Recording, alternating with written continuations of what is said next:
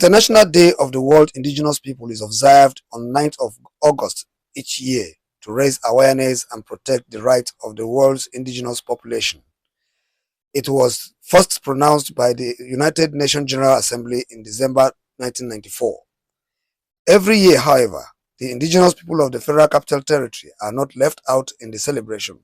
This year's celebration started with a media symposium followed by the grand rally to showcase the rich cultural heritage of the indigenous people of the FCT. The Mandate Secretary, Area Council Service Secretariat, Honorable Beatrice Lawrence Garki, spoke on the protection of the rights of the original inhabitants. And this is an objective effort to save our culture and heritage from going into extinction. And this is also a genuine effort as well to make sure that the rights of indigenous people are protected. We're talking about rights that has to do with land administration, marginalization, political representation, lack of governance structures, and particularly also the right to be voted for as a governor of this state. It's not a very right thing to see that an active population of over 2 million people do not have who they can call their own governor. It's an opportunity for us, we the original inhabitants of FCT, to tell the world that we exist in the FCT and we are the customary right of ownership of Abuja land. There is a wrong impression that there are no indigenous of FCT, but this World Indigenous Day, you can testify. These are the original inhabitants, different tribes and a different culture come together to speak in one voice and also send our message to the federal government to respect the integrity and the dignity of original inhabitants and also the violation of human rights that has been done to the original inhabitants. We demand the federal government to pay compensation for violation of original inhabitants' human rights. All we're asking for recognition, implement state statutes. Let's have our governor, House of Assembly, and have second-tier government as every other Nigerian, so that when they are voting during gubernatorial election, we will not be at home watching television. We want to be part of this country because we are bona fide citizens of this country. We are not foreigners, and nobody should think you will enslave us in our own land. Taking our land, sharing it as if it's a meal ticket, making billions of money out of our land without giving us any piece of it. And enough of all of that.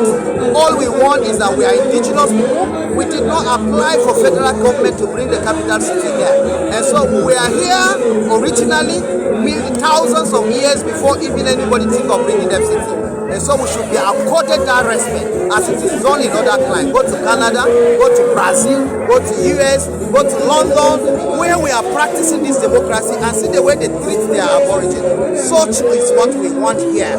And so government should be deliberate about preserving our cultural value. Government should be deliberate about our welfare as citizens, about our health, about our education. You can see the unfortunate thing that happened in FCT for you to see how with levity they treat our educational issue.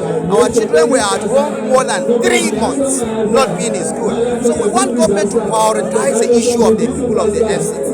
And with the constitutional amendment going on, let us vote our governor come 2027.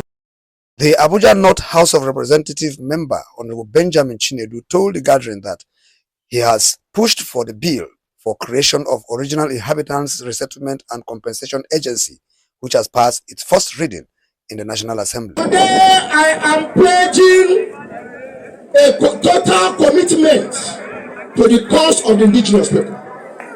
Because of the indigenous people, the first bill that I brought in the National Assembly was Original Inhabitants Resettlement and Compensation Agency, which has passed first reading, and immediately we are back, the second reading also will be read.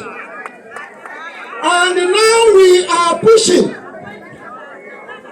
This month we are having a town hall meeting with all indigenous association bodies, chiefs, to also fast track our demand as far as it concerns the constitution amendment that will be coming up very soon. problems are into three cardinal points. One is political structure, that is exclusion, and secondly is the constitutional issue, which is has to do with addressing the Constitution of the Federal Republic of Nigeria as amended in 1999 that empower the land in the hands of the government. And the third one is the land grabbing. Let me use the word land grabbing. That is land grabbing. And this is one. These are the three cardinal problems: the political issue, the constitutional issue, and also the land grabbing. And if this issue addressed, we are not asking for anything more. We are just asking for we to be recognized as a citizen of the Federal Republic of Nigeria. Sincerely, we have to showcase our cultural heritage because people believe that Abuja is a virgin land. There's no land in the world that you call it virgin. Before the creation of what is called today the Federal Capital Territory, people existed here. The highlight of the event was cultural display by the 9 indigenous tribes in FCT and the exhibition of cultural artifacts of the indigenous people. Musa Ibrahim Diko reporting for Koro TV Nigeria.